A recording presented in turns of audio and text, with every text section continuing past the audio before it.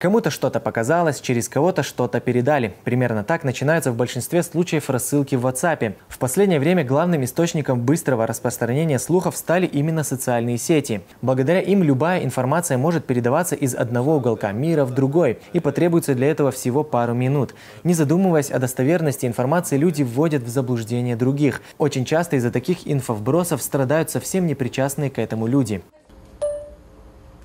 Мусаилди хаделда хаш акариаз оштек. Мааш доцугдорда рбо дуйтя. Он хума хази куналец. Всевышний Аллах запретил своим рабам ложь во всех ее видах. Ислам побуждает каждого человека всегда убеждаться в достоверности того, что он рассказывает, и запрещает передавать дальше все, что он слышит, если не считает это правдивым.